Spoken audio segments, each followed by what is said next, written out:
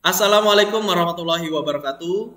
Kembali lagi dengan saya Marento Pratama. Dalam video kali ini kita akan membahas suatu konsep jarak dalam ruang, khususnya jarak antara dua titik. Ya, baik. Sebelum kalian memahami apa itu jarak,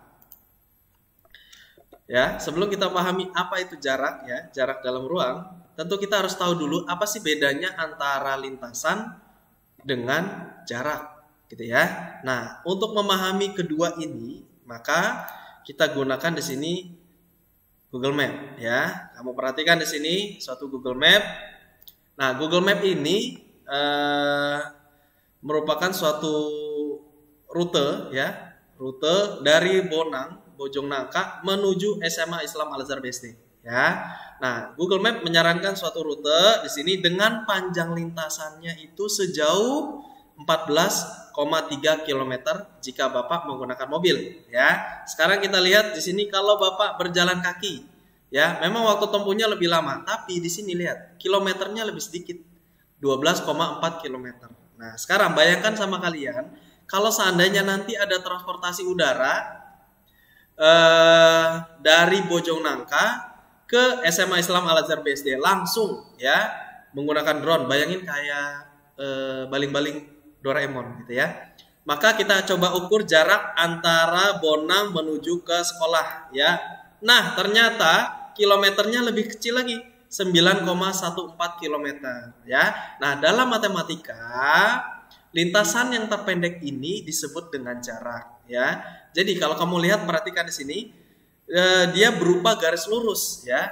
Nah, maka jarak dalam matematika itu adalah garis lurus yang menghubungkan kedua titik, gitu ya. Nah, jadi kita kembali lagi ke PPT, ya. Kita lihat di sini jarak dalam ruang, ya, khususnya jarak antara dua titik. Jika diketahui titik A, kemudian satu lagi titik B di sini, ya, maka jarak antara titik A dan titik B, ya, yaitu dengan cara menarik garis lurus yang menghubungkan titik A ke titik B. Nah, maka yang disebut dengan jaraknya itu adalah panjang ruas garis yang menghubungkan kedua titik tersebut, gitu ya. Nah, sekarang untuk memahami jarak dan lintasan, Bapak kasih suatu masalah di sini, ya. Nah, di sini ada seekor semut terjebak dalam suatu kotak, ya, sebuah kotak berbentuk kubus yang rusuknya berukuran 30 cm. Pada kotak tersebut ada lubang di salah satu titik sudut kubus tersebut. Nah, misalkan kubus tersebut adalah A, B, C, D, F, G, H, dan semut berada pada titik A serta lubang berada pada titik G. Maka tentukan lintasan terpendek yang dapat dilalui oleh semut menuju lubang. Yang kedua, jarak antara semut dan lubang. Baik, untuk pembahasannya kita akan lihat di sini, ya, melalui GeoGebra, ya. Oke, anak-anak, kamu bisa lihat di sini GeoGebranya, ya. Di sini ada kubus A, B, C, D, E, F, G, H. Nah, semutnya ada titik A, lubangnya ada titik G, ya. Karena berhubung semut itu nggak bisa terbang, ya, maka dia harus melalui tembok-tembok sini, ya, sisi-sisi kubus, gitu ya. Nah, bagaimana mencari lintasan terpendeknya? Sekarang kita buka dulu kubusnya, kita ubah dulu jadi jaring-jaring seperti ini, ya. Kita lihat di sini, ya, kamu lihat di sini, ya. Kalau kita lihat dari sisi atas, ya, maka titik A di sini, titik G-nya di sini, ya. Ini tidak terlihat nih, ya. Ini sebenarnya sama di sini, ya. Nah, kalau kita tarik di sini garis dari titik A ke titik G, maka ini adalah panjang lintasan terpendek, ya. Panjang lintasan terpendek yang dilalui oleh semut, gitu ya. Baik, untuk mencari panjang ini, ya, kita kembali lagi ke PPT. Baik, sekarang kita lihat sini ilustrasinya.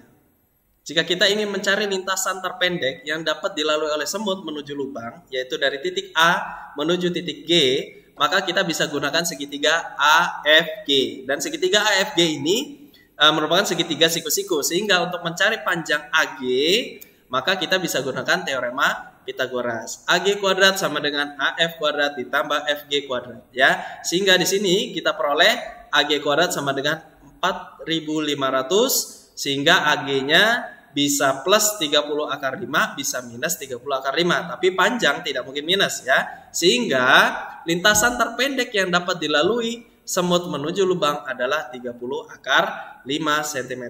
Kemudian jaraknya seperti apa? Nah, jaraknya kita lihat di sini di GeoGebra ya. Oke, anak-anak kamu bisa lihat di sini ya. Jarak antara titik A dengan titik G, seperti konsep tadi yang sudah kita pahami, yaitu untuk mencari jarak maka kita perlu menarik garis lurus yang menghubungkan kedua titik. Ya, maka titik A ke G kita tarik garis lurus, maka ini adalah jarak antara titik A dengan titik G. Dalam hal ini berarti jarak antara semut dengan lubang. Nah, berapa panjang AG ini? Ya, kita bisa gunakan di sini segitiga siku-siku juga ya, segitiga siku-siku dari A ke C, kemudian dari C ke G sehingga terbentuklah segitiga siku-siku ya. Maka untuk mencari panjang AG kita bisa gunakan segitiga ACG gitu ya. Baik, ini Bapak gunakan untuk tugas ya. Silakan kamu cari berapa panjang AG ya. Kalian bisa gunakan teorema Pythagoras seperti yang tadi sudah Bapak lakukan gitu ya. Mungkin itu saja. Terima kasih. Assalamualaikum warahmatullahi wabarakatuh.